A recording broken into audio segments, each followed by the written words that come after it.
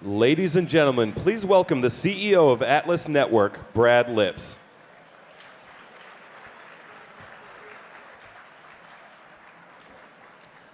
All right, welcome, friends of Atlas Network, to our Eyes on the Prize dinner program. I'll ask you all to take your seats. I'll do my patented shh to quiet the room. Fantastic. Our Eyes on the Prize dinner program is one of my favorite moments on the annual calendar because I get to wear this. Veterans of Atlas Network's Liberty Forum know the story. First-timers are understandably concerned that I may have lost my mind. You're asking yourself, why is it that Brad Lipps fades into the fashion background for 364 days a year and emerges on this night wearing a fancy Guatemalan waistcoat? This goes back, thank you. The story goes back to our late friend John Blundell, the second CEO of Atlas Network who succeeded Sir Anthony Fisher, our founder, upon his death. And in John's last year, he loved to wear this waistcoat and to explain its origins. And the story goes like this.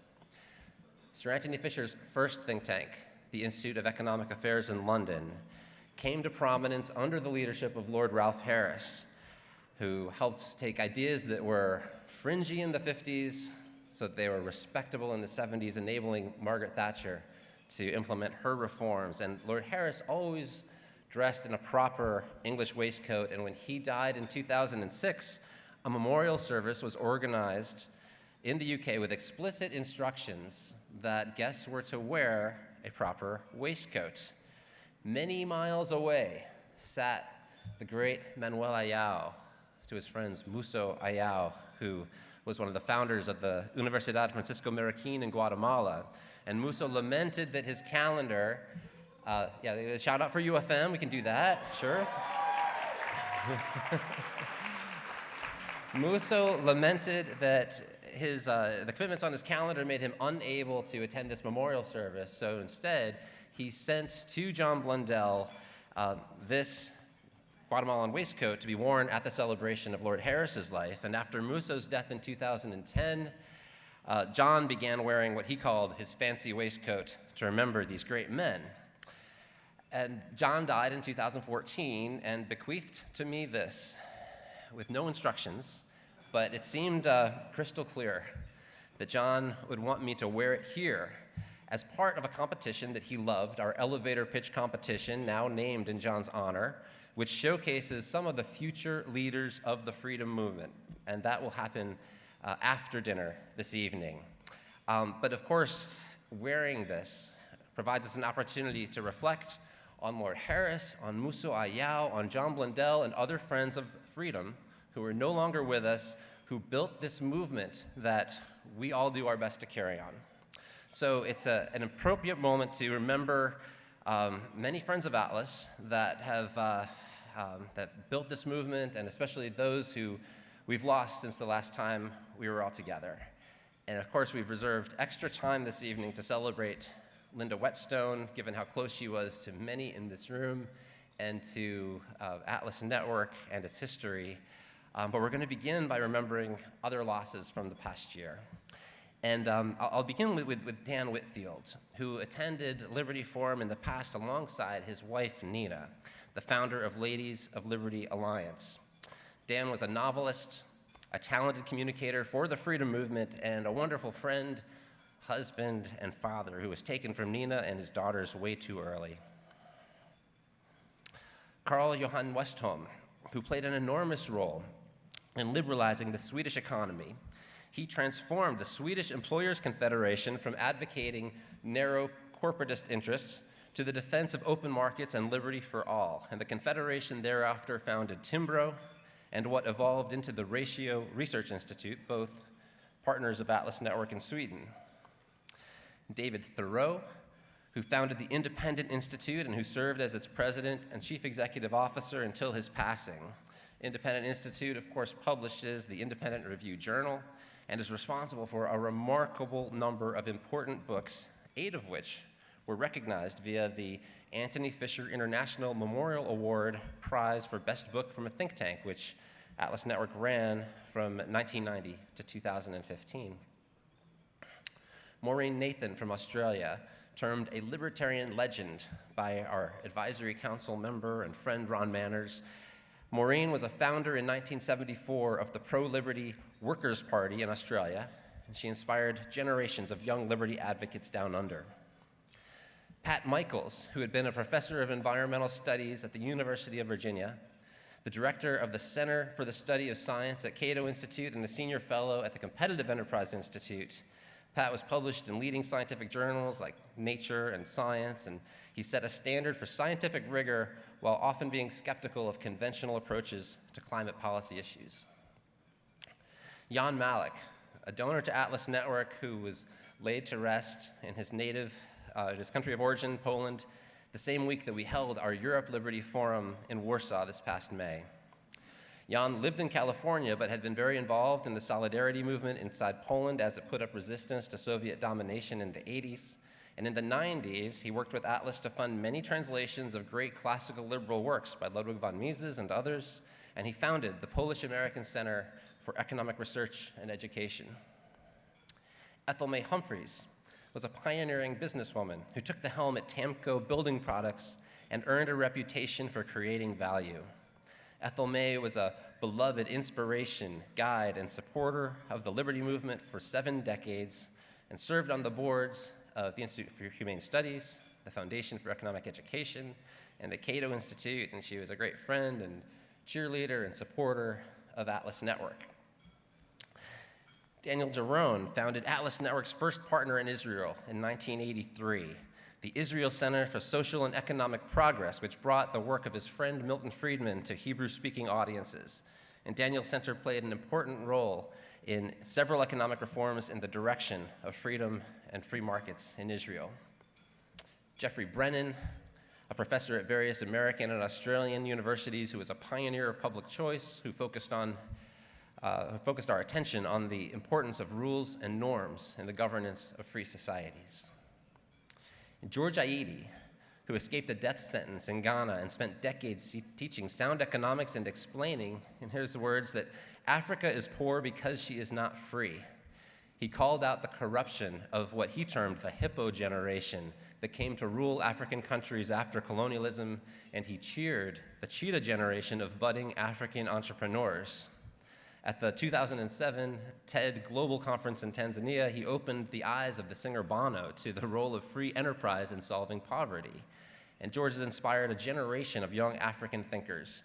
In his last years, he helped our Center for African Prosperity at Atlas Network by authoring a wonderful textbook, free electronic copies of which are available on our website. The book is titled Applied Economics for Africans.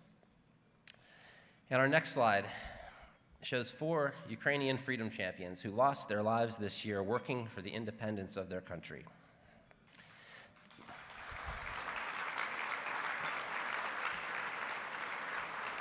They were all members of our partner, Ukrainian Students for Freedom. Mikhailo Prisupa was killed near Irpin, the scene of horrifying atrocities against Ukrainian civilians. Dmitrio Yevdokimov was inspired to devote his life to the ideas of freedom by our late friend Kaha Bendikidze. Dmitrio was killed in defense of Izrom near Kharkiv. Saman Oblamai was an arborist who volunteered on February 24th and who was killed in defense of Severodonetsk 12 days after his marriage. Alexander Slochevsky was a volunteer who served as a sapper, clearing mines laid by the Russian army, who was killed near Kharkiv as Ukrainian forces retook territory seized by the Russian army. And these were not the only ones to die from violence as they defended liberty this year. Origé Narcisse was a young journalist leading Libre Afrique, our new partner in Chad, who was killed 3 weeks ago by a military officer as he was filming an anti-government demonstration in the wake of the extension of military rule in his country. I'm going to ask us to have a moment of silence in honor of the deceased whom I've mentioned. And as we pause, I'd like you to think about and contemplate the price that was paid by the likes of Origé from Chad. And with appropriate solemnity, I'll ask that we think about the sacrifices that have been made by others in our movement and indeed others in our room, in this room right now, who stood for our values at great personal sacrifice in Tiananmen Square, in Nicaragua, in Kabul and Ukraine and beyond. And let's be grateful to know there's other people here with steely resolve who are ready to make sacrifices in the future on behalf of the ideas of freedom. So please join me in silence.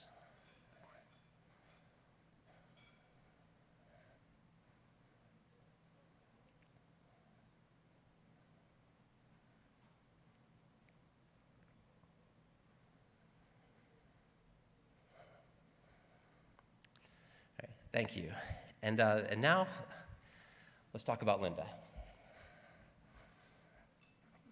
I'm so glad that we can talk about Linda Whetstone here tonight, because many of you were with us in Miami at Liberty Forum 2021 when we were just shaken by her sudden passing. And so many words have been said about Linda in these intervening months. I'm thinking about the heartbroken messages that so many of you posted on Facebook. I'm thinking about her son-in-law Steve Hilton's beautiful words on his show on Fox News, the tributes on the floor of the House of Commons that came from Jacob Rees-Mogg and Greg Smith, and of the words spoken by Linda's daughter Rachel at the funeral 10 months ago on January 14th. Eamon Butler gave a lovely tribute at the general meeting of Mount Pelerin Society in Oslo last month, and Robert Boyd, on the same occasion, spoke eloquently of Linda while sharing information about the special Linda Whetstone Free Society's Memorial Fund established by our friends at Network for Free Society. Information is at your table about that fund. And then our own Tom Palmer was invited by Frances Whetstone and Linda's daughters to speak at a memorial service last month on October 18th at St. Marylebone Parish Church in London. But it's important that we share more thoughts about Linda here at Liberty Forum. The last time that I saw some of you, I was a bit of a mess. Linda had been on the top of the world during our Freedom Dinner on December 14th, and she began December 15th at a table adjacent to me at breakfast, and she was making people laugh. And then she collapsed. And Stephanie lied her way onto the ambulance with Linda, claiming to be Linda's niece because she feared that COVID restrictions would mean that Linda would be left to suffer alone in a Miami hospital until a family could get there, and the family unfortunately wasn't nearby. But within an hour, Stephanie called me, broken with the news that the CPR that she and our friend Dennis Faricia had delivered hadn't even had a chance to make a difference. The aneurysm that Linda suffered claimed her life, and I was devastated, and I know that I was not alone in that. But I started to get more perspective on what happened when I got an email from Thor Halvorson, our friend from Human Rights Foundation, just a few hours afterwards, because Thor had asked me if the rumor was true, and after I confirmed it, he wrote a message that started like this: "What a marvelous way to go. Glorious, lucky her to die here with these wonderful people whom she so dearly loved, doing what she most enjoyed doing. How fitting, literally at her own father's legacy event." And yeah, Thor was right. It was glorious that Linda passed at Liberty Forum. And tonight, I think it's important at Liberty Forum for us to pay tribute to our beloved Agent W, as we should. We're privileged to do so in the presence of members of the Whetstone family. And we thank them for sending along earlier today the photos that you saw scrolling as you entered the room, and we'll play that again as we break for dinner. And I know that this room is full of people who have much to say about Linda Whetstone, but we've asked to hear just from a few who I know Linda would be overjoyed to see on our stage tonight. Mohamad Machine-Chian left Tehran earlier this year after horrible abuse at the hands of government security forces, and Machine has been our point person for affecting change in Iran for many years, and he was especially close to Linda Whetstone. Aimable Manirakiza, one of the stars of the African liberty movement, We could never get him to our Liberty Forums because of all these visa complications until last year when he was able to attend back in December in Miami. And Linda told our team after Freedom Dinner, "I'm so glad I got to meet Aimable in person before I died." There were words that were humorous in the moment, and some hours later, so sad. And we're also going to hear from Khalid Ramizy, the CEO of the Afghanistan Economic and Legal Studies Organization, whose own escape to safety from Kabul with his family was a major preoccupation of Linda's back in the fall of last year.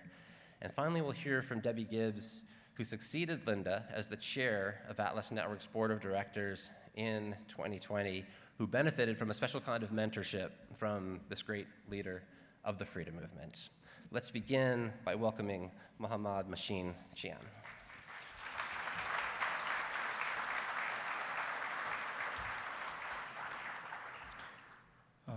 Good evening, everybody. I wanted to do this by heart, but on second thought, I decided to write it down, and I will do my best to deliver it with a straight face. Please wish me luck.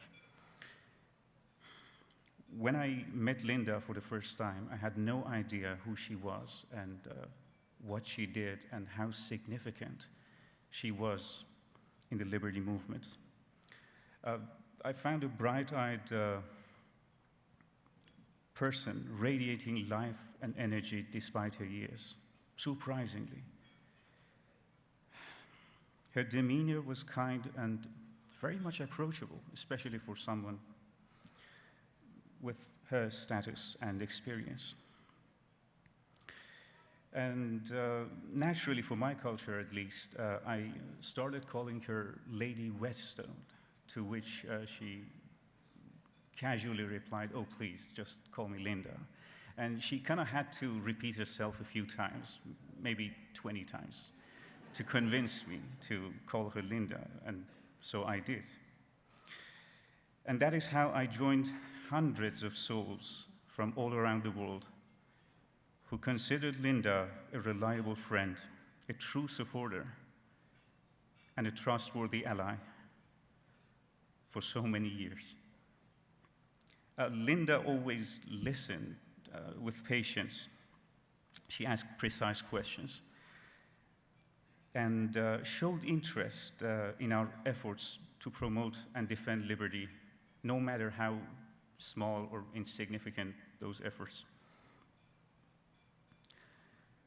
Linda cared about us and always kept in touch, no matter how remote we lived. Those of us who dedicate their lives to promote and defend liberty in hostile environments, especially, often find themselves isolated in a dark place with very little hope. And believe me, I'm not exaggerating. Linda was our shining beacon. I mean that. I mean that from the bottom of my heart. When things became hard, she was always there for us. Whenever things became difficult in Iran, like these days actually, she always reached out, always asked how we were doing and asked about our members. And she was hope, she was warmth, and we all looked forward to finding another chance to meet her again. She's gone, but her memory, her kindness, and the lasting impression she made on our souls will remain with us forever. Her efforts to cultivate some of the most liberty-hostile environments, I assure you, will continue to bear fruit in the years to come. And I'm assuring you, because we will make sure of that. Thank you.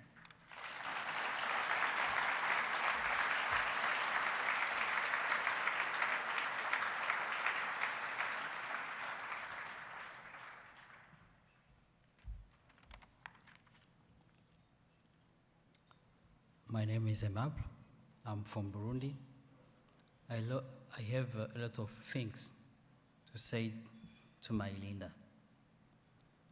I have tried to writing small word for her, for many friends are here, but also for her family. My Linda is a hugger and honor for me to stand up and pay homage to you, even if it take a lot of friends.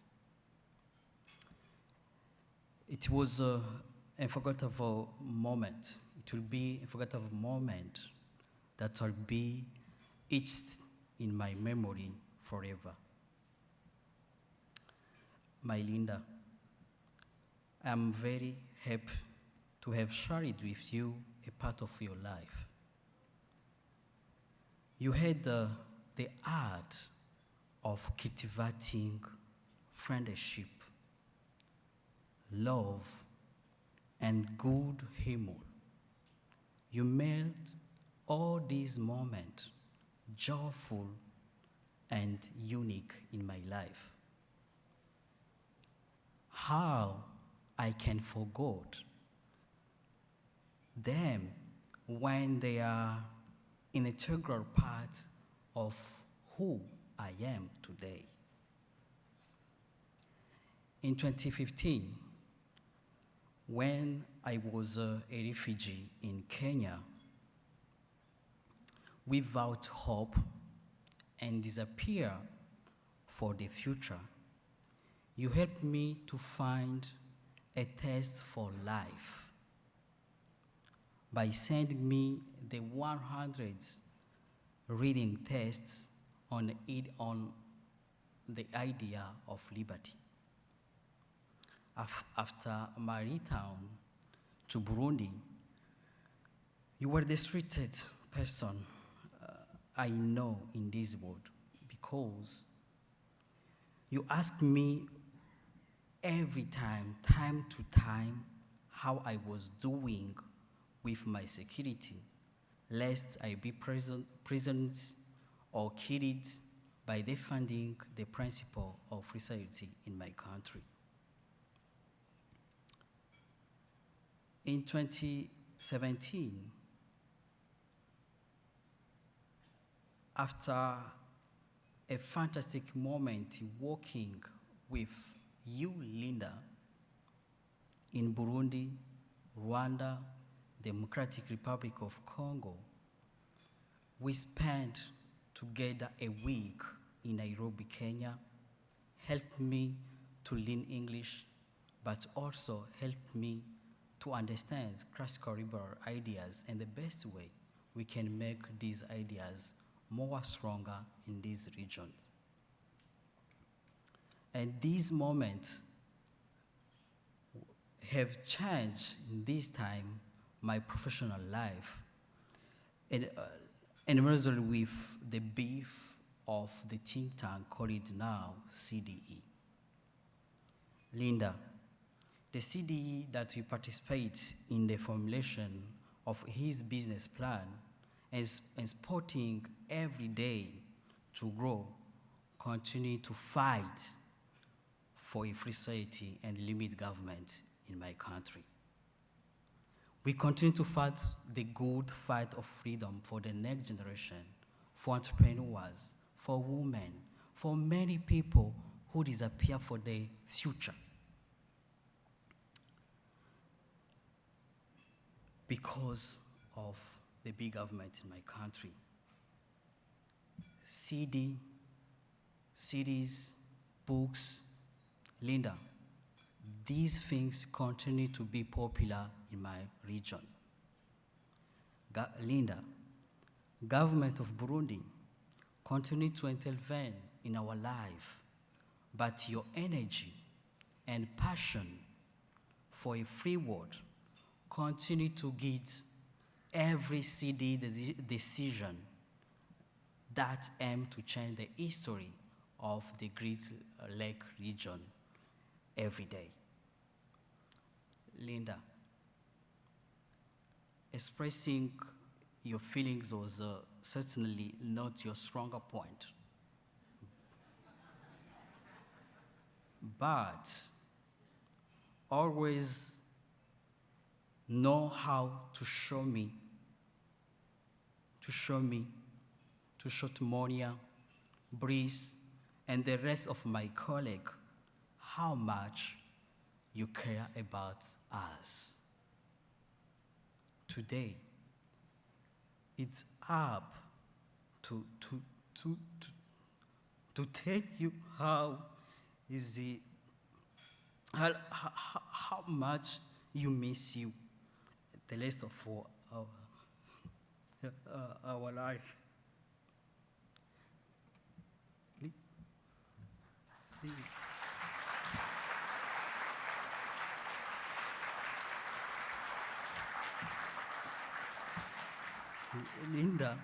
Linda, I know you are not where you used to be, but you are everywhere I am. You were a faithful and generous friend, a unique person that I continue to cherish at the end of my life. It's very hard personally to believe that you are no longer until today because you are relative to me. And a dear person like you will never die. I remember our last discussion in Miami on Tuesday night. We talked about our family as a love between a kid, a shield, and a mom. My son, Josh, who you saw on the phone in December, start calling mommy, grandmama, the first word you used to meet Josh in the phone. My Linda, even through your departure has left a hunger wall in my heart, I will never stop fighting for a free society and for limited government until my last breath.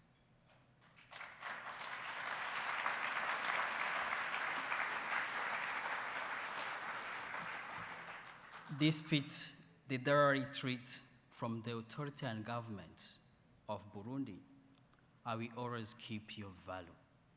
Linda Whetstone never die. You will live forever in us. I love you, Linda.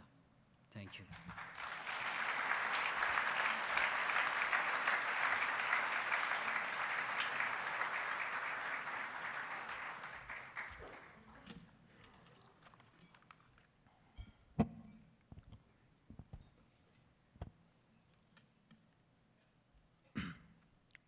Dear fellow colleagues, ladies and gentlemen, it is not easy for me to talk about Linda, who was not only a dear friend, but a great mentor and mother figure for liberty advocates, for me and many others. Linda was a force for the liberty movement in Afghanistan and beyond.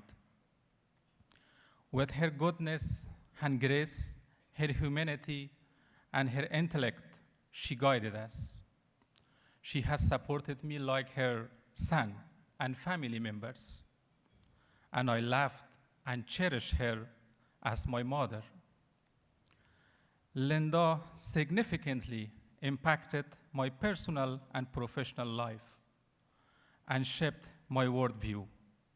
When I got word that Linda had passed, I just started my life in exile. Days were dark and bitter, but the news of Linda's passing away was even more painful and heartbreaking for me. I cannot forget how she left no stone unturned to get to safety and make sure I am safe and that I will have a voice to speak the truth and defend my people. She made sure the liberty and our organization and international allies will stand with the people of Afghanistan during the tragic fall of Kabul last August. Linda was a big part of the success of our think tank activities in Afghanistan. I have tears in my eyes every time when I see the emails, texts, and correspondence we shared when Linda was here. She would constantly text to ask about my condition, and also she was advising me I should be more careful and keep myself safe. Last year when Afghanistan collapsed and my life was extremely in danger, she worked 24 hours with Mr. Broadlips and with Dr. Tom Palmer and a number of other friends from across the liberty movement to save my life and to take me to safety. I can't forget those moments and her kindness until the end of my life in this world. If I say that since the collapse of my country, Afghanistan, I didn't experience even a minute of happiness, I would be right. My immigration to the United States, and after that I was forced to leave my own country, I went through a lot of difficulties. My first stop after my escape from Kabul was Abu Dhabi. After 4 nights on there, I went to Albania. And again, after more than a month in Albania, I went to Turkey in order to bring my mother and other family members to safety. This was the time when Dr. Palmer called me and gave the news about Linda's death. It was the worst thing at the worst time of my life. When I received the news of her, and I went to a second shock. And after that, I cried the whole night that how soon we lost such a great person like Linda, and her place in our whole life will be empty. It was one of her wishes to see me in the United States, and she was trying every year to take me to this event. And it was one of her wishes to see me safe and sound in the United States. Today, she is not physically with us on this room, but I'm sure that she is watching us from an heavenly world, and she is very happy to see that I'm safe and sound in here. And I'm still able to continue the works that Linda invested in her life to promote and educate the classical liberal ideas to the world, and especially for poor and third world countries such as Afghanistan. The last text that I received from Linda was one day before her death, while she was at Liberty Forum and Freedom Dinner of 2021 in Miami.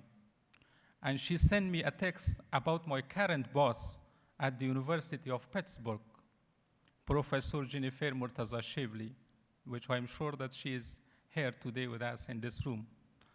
And Linda said, Khalid, I met with Jennifer here at Liberty Forum, and we asked from her to support you.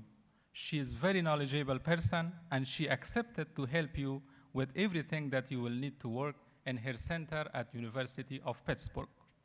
And today, besides my work for Afghanistan through the Afghanistan Economic and Legal Studies Organization, I have the opportunity to work with the Center for Governance and Market at University of Pittsburgh as a research scholar for a better future of my country, Afghanistan, which was one of the biggest dreams of Linda for me. And Atlas Network made it happen.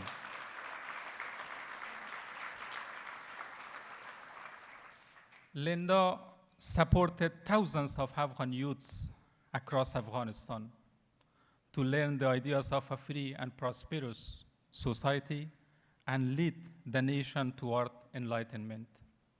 She edited and published the Islamic Foundations of a Free Society book, and now it is the only source in Afghanistan that enables us and thousands of other friends to continue our fight for freedom based on Islamic values against the current authoritarian regime.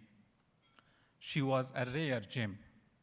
She supported me a lot, and she connected me with dozens of people across the world who are supporting our mission and fight for freedom in a country such as Afghanistan. She cast light into places of deepest darkness and reminded us constantly of our obligations to one another. May her soul rest in peace, and may we meet again in the heavenly world. Rest in peace, one and the only Linda. Thank you so much.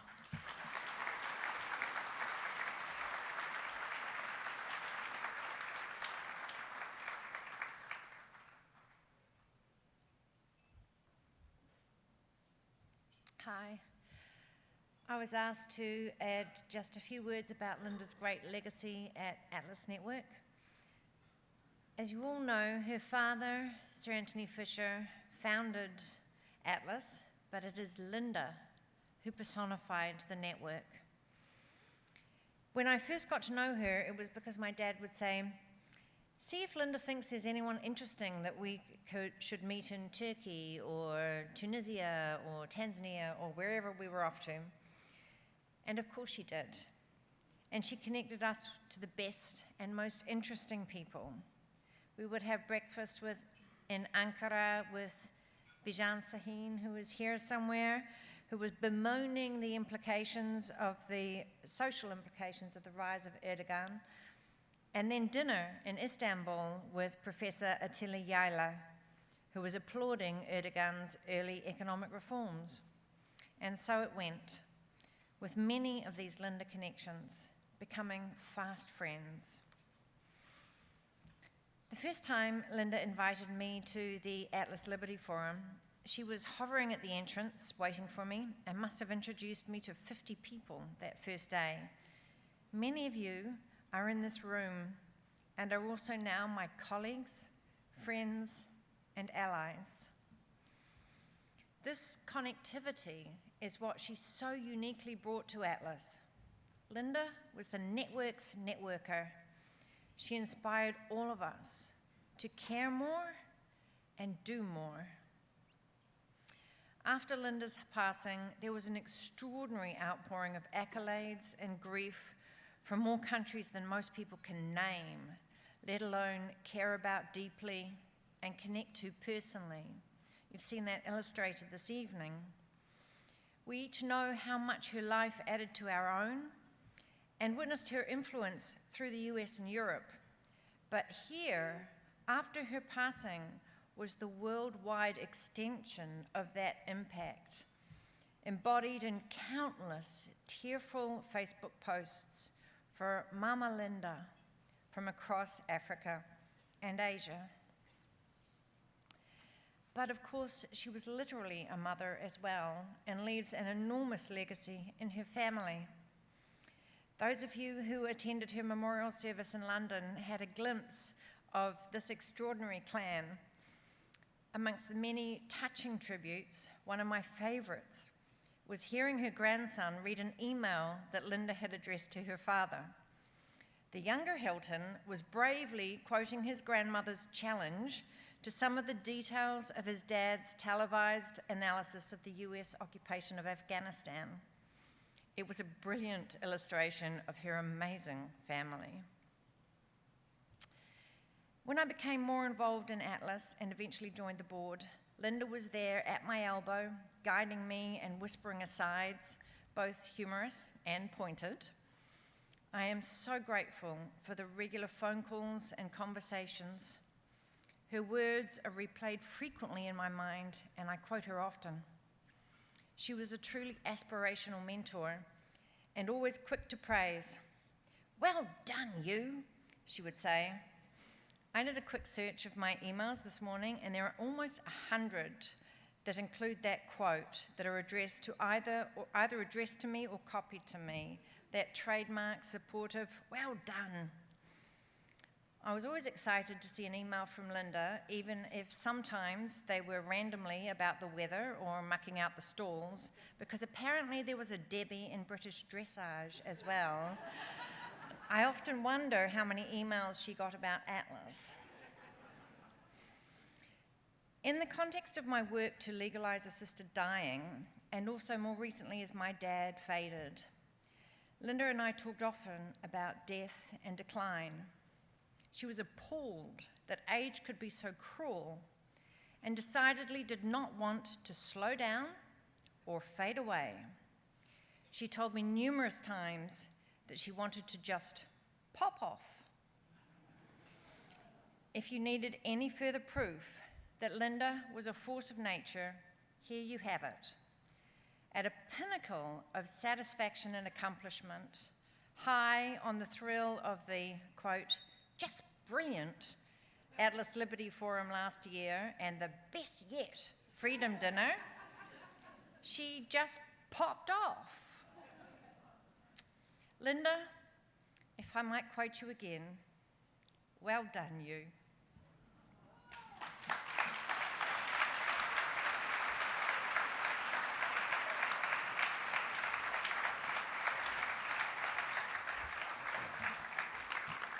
All right, so I've got an apology for all you. I think we should have had boxes of tissues on each of these tables, and somehow that got overlooked by our fantastic events team. But thank you so much, Debbi, Khalid, Aimable, and Machine. I've got one more announcement before we break for dinner. Those who are familiar with the traditions of Freedom Dinner, which of course is the event that we hold tomorrow night, you know that it includes the announcement of our biggest prize for think tank accomplishment, which we do in the name of Sir John Templeton, whose foundation has been a great benefactor to Atlas Network and the community that we serve. Freedom Dinner also includes a prize for an individual who's made enormous contributions to the freedom movement, and we do this in the name of our founder, Linda's father, Sir Anthony Fisher. And we have one other long-running tradition to raise a glass for a toast to freedom. And tomorrow night, Linda's youngest daughter, Rachel, will join this tradition, although it's going to have a new name. Rachel will deliver the first in what we will henceforth be calling the Linda Whetstone Toast to Freedom, which I think is only appropriate. I want to acknowledge that there's a little bit of irony here, because while some of us like to booze it up, Linda never wanted more than tap water at any of our events. But she certainly appreciated the camaraderie that comes from clinking glasses with Friends of Freedom. So it's going to be very fun for us to link her name to this happy annual celebration going forward. Thank you for being here, everyone. I promise that the second half of tonight's program is going to be much less tear-filled as we start off with the John Blundell elevator pitch competition right after dinner.